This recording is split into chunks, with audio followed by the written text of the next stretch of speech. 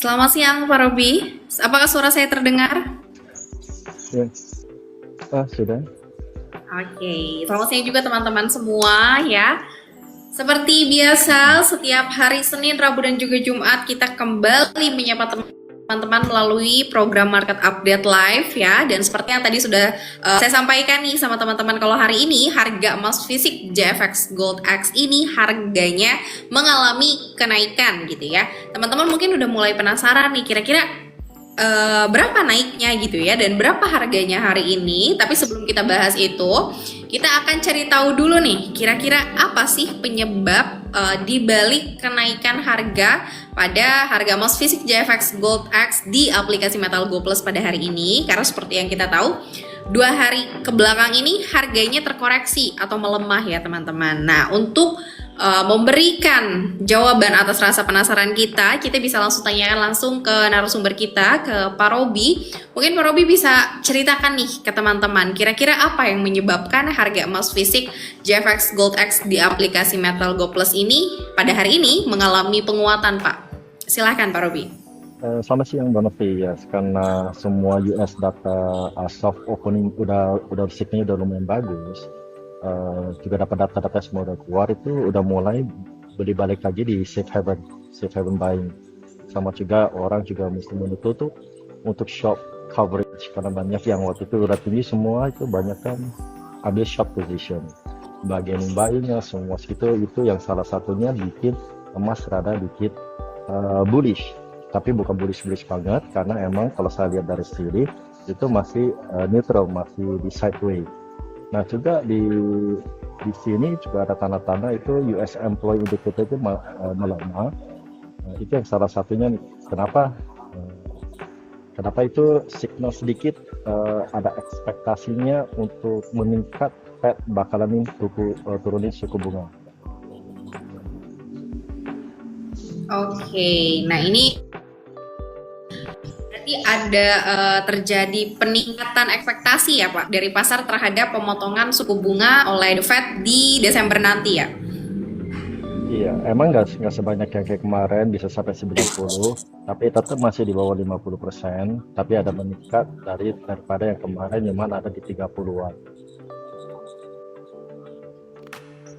Oke, baik. Nah, mungkin teman-teman yang ada di sini gitu bertanya-tanya apa sebenarnya yang akan dipotong oleh The Fed gitu ya? Atau misal teman-teman juga belum mengetahui The Fed itu apa? Sekedar informasi bahwa The Fed ini adalah Bank Sentral Amerika Serikat atau kepanjangannya adalah The Federal Reserve seperti itu. Nah, mereka ini yang membuat kebijakan teman-teman ya. Jadi nanti di Desember nanti itu ada Federal Open Market Committee di mana mereka di situ bisa membuat kebijakan apakah Bank Sentral AS ini akan memotong suku bunga atau tidak. Nah, itu yang akan dilakukan pada FOMC di Desember nanti. Nah, yang tadi Pak Robi sampaikan, saat ini di market itu terjadi peningkatan ekspektasi terhadap pemotongan suku bunga ini seperti itu. Tapi kita belum bisa mengetahui lebih lanjut ya, karena kita juga perlu menunggu terlebih dahulu, karena sekarang pun November kita masih di tanggal 19, jadi masih cukup panjang untuk sampai di Desember nanti. Jadi kita akan terus keep update pastinya. Jadi buat teman-teman bisa terus untuk pantau informasi dari Metalis Digital terkait update ekspektasi pemotongan suku bunga oleh The Fed. Baik, selanjutnya Pak, hari ini dikabarkan ada pelemahan nih Pak pada data ketenagakerjaan Amerika Serikat. Nah, mungkin boleh diceritakan sedikit Pak tentang hal ini. Kalau data Amerika Serikat itu US employment yang sekitar itu refer itu sebenarnya lebih ke slow hiring. Jadi hiringnya nggak gitu banyak. Terus kita bisa lihat kayak di Amerika ada namanya satu program itu kalau untuk orang yang nggak pengangguran itu boleh klaim ke pemerintah, itu namanya rising the continuous claim, itu makin meningkat. Itu dari situ juga bisa tahu itu sebenarnya US employment data itu lagi melemah, juga lagi reduce dari payrollnya juga makin melemah. Nah, coba kita bisa tahu gara-gara yang kemarin shutdown itu banyak perusahaan kan nggak gitu berjalan lancar. Nah, itu juga salah satunya yang pasti utama bisnis yang let go itu lebih ke pegawai. Pegawai itu jadi tambah banyak, meningkat employment rate dari situ. Jadi sekarang kemarin pas lagi shutdown itu data-data yang kita masih buram, nggak bisa saya sekarang data-data itu semua udah keluar. Bisa kalau tahunan itu sebenarnya US employment data itu melemah banget gara-gara yang di shutdown kemarin.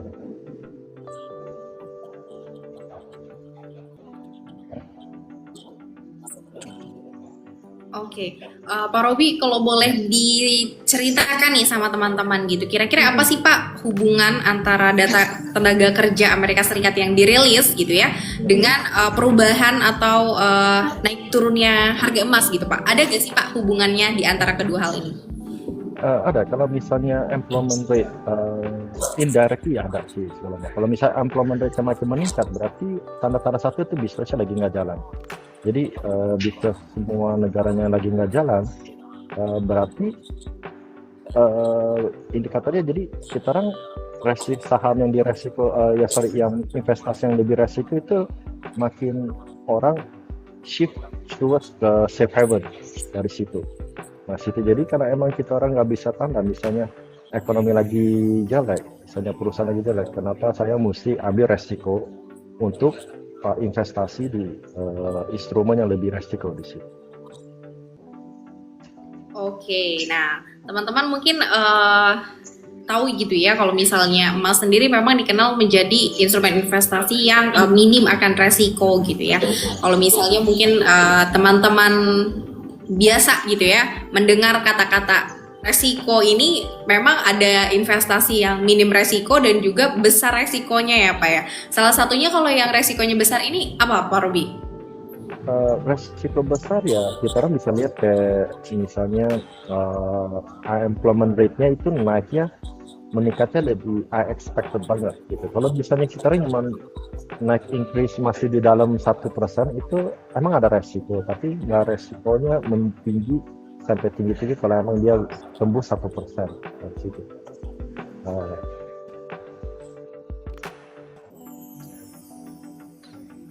Baik, kalau misalnya teman-teman gitu Pak, sebagai pemula mungkin ya, sebagai pemula atau misalnya anak-anak muda nih kan sekarang investasi ini kan jadi sesuatu yang cukup happening di teman-teman gitu. Kalau untuk pemula Pak, kira-kira dari Bapak sendiri rekomendasikannya instrumen investasi apa dan alasannya kenapa Pak? Sebenarnya kita bisa mulai dari deposit di bank, tapi saya nggak gitu saranin. Emang kita bisa ada deposit di bank untuk musibah kedepannya kita liquid itu penting. Nah keduanya kita kalau taruh duit di bank sebenarnya kita lagi rugi dan nilai value-nya mata uang kita itu makin menurun. Jadi intinya sih kita ngomong 1 juta sekarang, belum tentu itu harganya 1 juta ke depan gitu.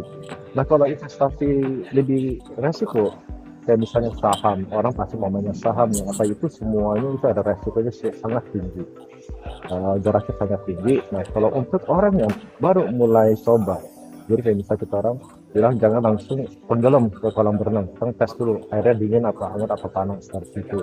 Nah kita orang bisa ambil yang paling aman, itu ada obligasi, bond, sama emas paling aman. Oke, jadi kalau buat teman-teman yang pemula ya, bisa mungkin rekomendasinya adalah salah satunya adalah emas ya Pak ya, coba menabung emas gitu bisa ya Pak ya? Ya bisa, karena emas itu emang salah satu yang paling aman dari situ. Kita bisa lihat emas udah survive, udah bertahan 5.000 tahun ke belakang, ya dari situ kita bisa lihat 2.000 tahun ke depan juga pasti masih orang pakai, value-nya pasti masih ada. Dan sekarang juga untuk menabung atau investasi emas juga sangat beragam pilihannya ya Pak Robi ya. Kita bisa pilih untuk beli fisik atau misalnya kita coba datang ke toko langsung, atau juga kita bisa memilih untuk melakukan transaksinya secara digital seperti halnya dengan di aplikasi Metal Go Plus. Betul ya Pak Robi ya? Ya benar. Gitu. Jadi kita tergantung kita mau pilih yang mana. Kalau emang kita cukup ada mau keluar investasi lebih banyak, jadi kita boleh beli fisik emas taruh di rumah. Nah itu juga ada resikonya, yang sebenarnya semua pasti ada resikonya. Kalau kita nggak mau ambil resiko gitu banyak, secara digital juga bisa, atau secara digital juga bisa. Oke, jadi memang semuanya ini bisa disesuaikan lagi dengan kebutuhan dan kondisi teman-teman gitu ya. Kira-kira kebutuhannya seperti apa? Oke, selanjutnya Pak Robi, di live streaming hari kemarin ya, di hari Senin itu kan teman-teman banyak yang bertanya gitu, masih penasaran sebenarnya apa sih perbedaan antara satuan troy ounce dengan satuan gram. Kemarin kan kita sempat mengulik sedikit gitu ya. Mungkin buat teman-teman yang masih belum paham gitu Pak, sederhananya saja Pak, apa perbedaan antara kedua hal ini? Bedanya gini, kalau gram itu metric system yang dipakai banyak di seluruh dunia. Metric system ounce ini itu ada pakai di Inggris, tapi Inggris sama sekarang udah mulai pakai metric system. Nah, ounce juga dipakai nama di Amerika. Nah, dua-duanya itu ada beda punya ukuran ounce gitu. Jadi kalau satu troy ounce sebenarnya itu ada 3,1 gram. Gitu. Satu ounce itu 3,1 gram kalau secara ngomongnya. Gitu. Kalau untuk di Amerika itu mungkin kurang lebih di 2,8 gram. Kalau di negara-negara lain ada yang nggak pakai metric system itu pakainya ounce gitu.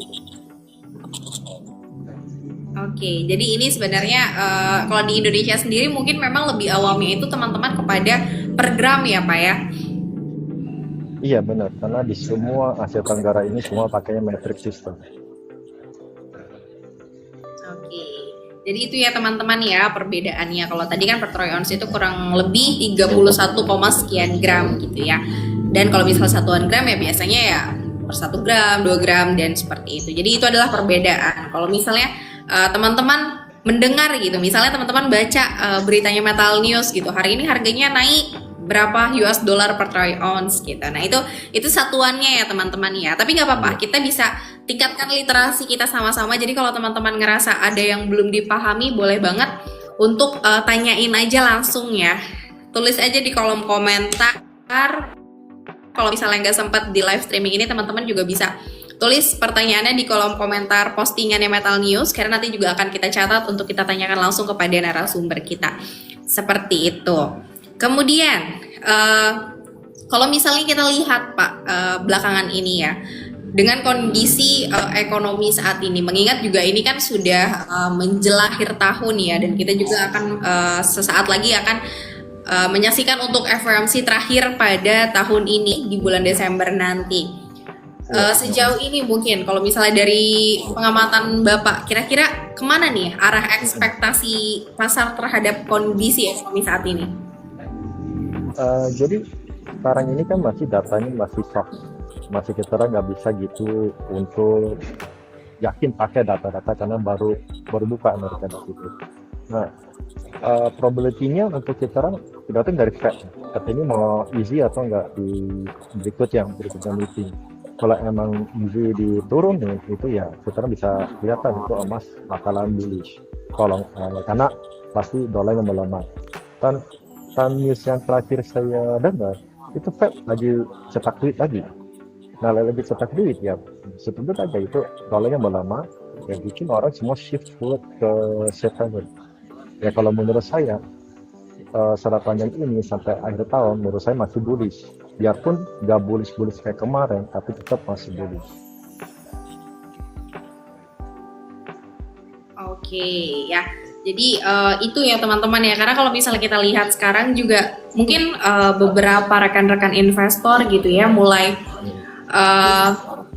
punya ekspektasinya terhadap akhir tahun ini ya Pak ya. Mengingat juga ini kita sudah di penghujung tahun gitu ya, dan juga dengan diberhentikannya US shutdown ini juga kan membuka beberapa data-data ekonomi yang sebelumnya tertahan tidak dirilis, sekarang sudah kembali dirilis. Mungkin jadi saat ini masih banyak yang masih perlu diraba gitu ya untuk mengetahui lebih detailnya seperti apa. Nah jadi buat teman-teman juga yang penasaran soal itu, teman-teman bisa langsung aja ungkapkan perasaannya, taruh pertanyaannya di sini, nanti kita akan kupas bersama dengan Pak Robi seperti itu. Kemudian ini penasaran nih Pak, kita kalau misalnya membaca atau mendengar berita gitu ya, kadang banyak sekali yang menyebut bahwa emas ini dikenal sebagai aset yang tidak memberikan imbal hasil. tidak memberikan Iya, imbal hasil gitu. Mungkin ya boleh pasti itu. dijelaskan terkait hal ini. Ya sebenarnya imbas itu kayak sama aja kayak kita orang pinjam duit, mesti bayar bunga. Atau kita orang taruh di bank, bank bisa bayar kita orang bunga atau di mana kayak saham bayar dividen atau obligasi juga pasti ada bayarnya. Biarpun harga naik kita orang jual bisa menguntung, tapi tengah-tengahnya pas kita orang masih simpan itu kita orang masih eh, dapat kayak hasil dari perusahaannya bisa balik ke kita. Nah kalau emas ini sebenarnya abu-abu banget. Kalau kita orang baru bilang itu sebenarnya investasi atau sebenarnya itu nyaman nabung gitu. Karena emas ini kita orang nyaman untuk beli value-nya aja, value-nya di sekarang, harap itu ke depan value-nya bisa tambah. Jadi pas kita orang beli emas itu nggak ada hasilnya bisa bisa dapat dari situ. Jadi pertangaannya kita rame duit kelok gitu. Kita orang nggak dapat hasil apa-apa dari emas karena kita orang belinya barang di situ. Ya, jadi eh, kenapa banyak investor-investor yang besar itu emas selalu memang diprioritaskan 20% di situ karena emang menurut semua investor dunia investment dunia ini emas itu sebenarnya untuk hedging value untuk pertahanin nilai tukar kita gitu loh. Eh, untuk kayak sekarang 1 gram bisa beli apa 10 tahun 1 gram kita masih bisa beli barang yang itu di situ ini. Oke. Jadi kalau misalnya di emas sendiri, memang kalau kita untuk mendapatkan keuntungannya kita perlu melakukan transaksi penjualan dulu ya Pak ya, untuk kita bisa Mm-mm. get dari profitnya sendiri ya. Mm-mm. Iya benar karena kalau kita orang beli emas Betul. ya gimana Tapi sih. di luar dari itu teman-teman ya. Hmm. Ya kenapa sorry Mbak Novi Ya, saya silakan terus lanjut Pak sama ini. Robi. Oh iya, ya karena emang kalau misal kita orang beli saham, misalnya saham BCA aja, itu tiap tahun pasti BCA kasih kita orang hasil. Tapi kalau kita orang beli emas, kita orang nggak dapat hasilnya sebenarnya.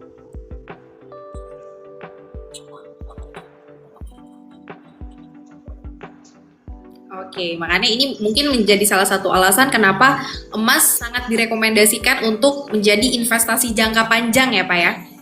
Iya benar. Kita orang nggak bisa lihat sekarang beli emas, tahun depan itu bisa kaya, itu nggak mungkin juga.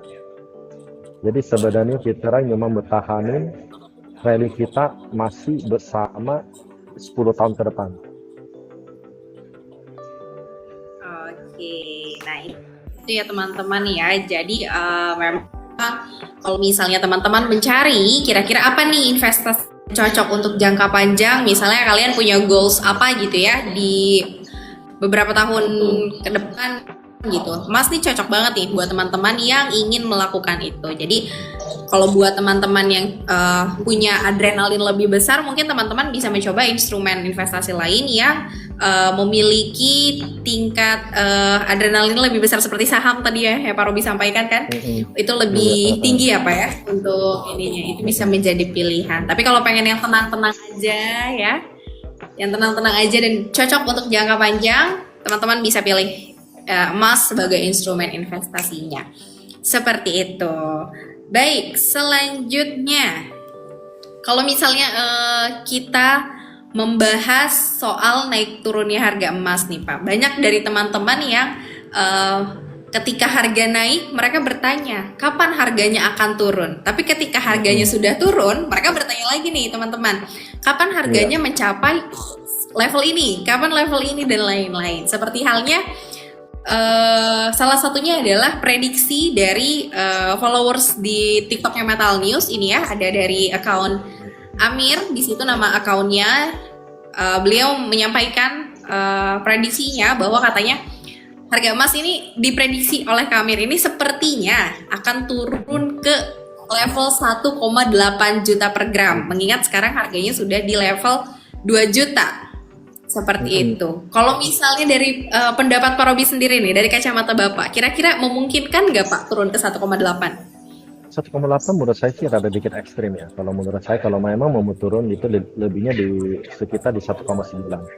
Karena kalau 1,8 itu berarti banyak inflow di ETF nyama banyak yang di corporate itu udah rilis emas ganti ke investment yang lain. Nah menurut saya turun kayak gini itu ada sih, ada dikit ekstrim, kecuali emang kalau kita lihat data-data yang kemarin saya lihat dari berita yang paling latest itu Fed lagi cetak duit dan nggak mungkin cetak duit itu turun ke 1,8 itu rada dikit susah, bukan nggak mungkin tapi rada dikit susah. Jadi kalau menurut saya emang mau turun eh, lebihnya ke di 1,9 daripada 1,8. Kalau emang benar di 1,8, yang menurut saya itu sih opportunity untuk beli, itu is the best time to buy. Gak ada kapan lagi bisa turun sampai 1,8. Ya kemarin-kemarin yang masih di 2 juta, orang tanya kapan bisa turun di bawah 2 juta. Nah, kalau emang benar di 1,8, itu opportunity-nya untuk mereka untuk beli-beli. Teman-teman di sini tiap kali tanya kapan sih emas turun di bawah 2 juta. Kalau turun, beli.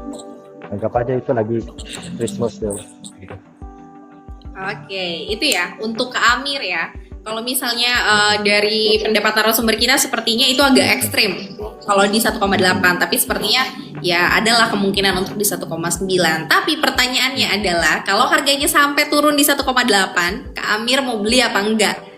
Itu aku tanya balik nih, kalau udah sampai di 1,8, Kak Amir mau beli atau enggak nih? Jangan sampai nanti udah 1,8 nunggu lagi gitu sampai 1,5 kayaknya. Coba ya kita kalau misalnya udah sampai, karena kalau tadi Pak Robi bilang kan kalau bener bisa di 1,8 itu best opportunity banget buat teman-teman melakukan transaksi pembelian di level tersebut ya Pak. Oh, ya kalau menurut saya sih saya pasti beli. Kalau saya sampai 1,8 sih sebenarnya. Pas turun di bawah 2 juta saya pasti beli lagi. Betul. Kalau misalnya memang sekiranya ada peluang itu ya, mungkin teman-teman bisa menangkap nih peluangnya untuk melakukan transaksi pembelian kalau harganya memang ternyata bisa turun ke level tersebut gitu. Membahas soal harga emas, seperti yang sudah teman-teman tanya dari tadi, berapa harganya hari ini? Ya, karena kalau tadi kita bilang juga hari ini harganya ada penguatan sebesar 1,09% atau harganya menguat untuk emas fisik JFX Gold X di aplikasi Metal Go Plus sekitar Rp28.000 per gram. Buat teman-teman yang udah penasaran dan nanya dari tadi berapa harganya, silahkan dicatat ya, silahkan didengarkan.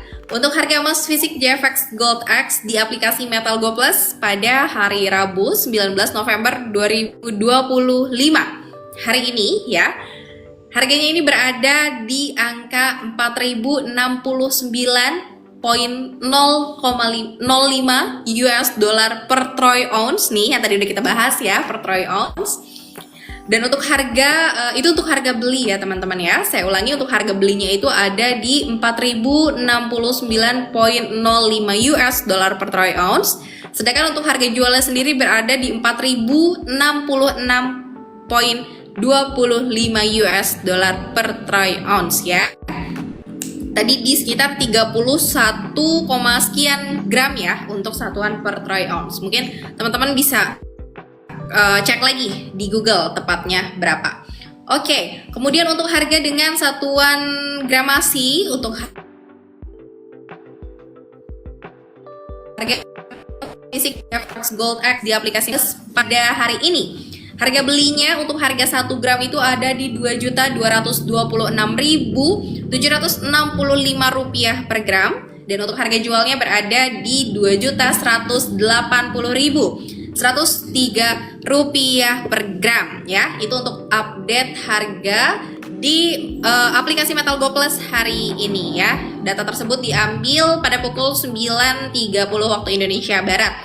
Kalau teman-teman bertanya sekarang harganya berapa, kalian bisa aja langsung cek di aplikasinya di Metal Go Plus, di mana teman-teman bisa langsung download dan install aplikasinya, download di App Store dan juga Play Store, dicari Metal Go Plus ya. Teman-teman bisa langsung cek harga emas secara real time ya, karena seperti yang Pak Robi sampaikan, di Metal Go Plus ini harganya bergerak secara real time seperti itu. Sedikit kita move dari emas, kita pengen coba cek kira-kira bagaimana kondisi untuk rupiah hari ini Pak Robi, silakan. Rupiah hari ini emang dibuka melemah tinggi di 16.770, hampir mau tembus ke 780. Tapi pas udah di intervensi pas dagang sampai sekarang ini, saat ini menurun sampai di 700 20-an. Tetap masih melemah untuk USD IDR lawan IDR lawan USD. Itu tergantung semuanya dari local market punya pressure di sini. Nah, kenapa bisa menurun? Karena juga investor cari opportunity untuk jual USD-nya untuk masuk ke liquidity di Indonesia. Itu salah satunya kenapa rupiah ada dikit menguat pas di jam-jam sore gini. Tapi kita tetap masih belum tahu besok apakah masih bisa menurun atau tembus naik, bisa tembus ke 800 di situ. Itu karena 800 itu resistannya. Kalau emang bisa tembus ke 800 itu rada berbahaya. Menurut saya itu Indonesia bisa terus melama mungkin 3 sampai 16.500. Oke, itu ya kabar rupiah untuk teman-teman yang menanti berapa kabar rupiah hari ini. Karena ini juga menjadi salah satu informasi yang cukup ditunggu-tunggu nih sama teman-teman gitu ya. Seperti itu. Selanjutnya ya, buat teman-teman aku buka sesi Q&A nih sebelum kita sudahi live streaming kita di 4 menit terakhir. Buat teman-teman yang punya pertanyaan untuk narasumber kita, silahkan langsung ditulis aja pertanyaannya di kolom komentar. Tapi sambil kita menunggu pertanyaannya, saya mau bertanya terlebih dahulu nih sama Pak Robi, mewakili teman-teman yang juga mungkin penasaran gitu ya. Kalau misalnya kita lihat nih Pak, di aplikasi Metal Go Plus, ini kan kita ada banyak pilihannya ya Pak. Kita bisa beli per 0,01 ya kan? Ada harganya 20.000 sekian. Terus kita juga bisa beli ada 1 gram dan ada beberapa kontrak lah gitu. Kalau misalnya teman-teman gitu Pak, punya uangnya nggak cukup nih buat beli 1 gram. Kan 1 gram sekarang di 2.226.000. Misalnya uangnya kurang nih, nggak cukup buat beli 1 gram, tapi pengen tetap nabung emas di Metal Go Plus. Nah itu bisa apa enggak Pak? Tetap masih bisa. Kalau emang secara benefit tadi tanya, misalnya ada mau nabung emas tapi duitnya nggak cukup, itu pasti orang yang baru memulai investasi.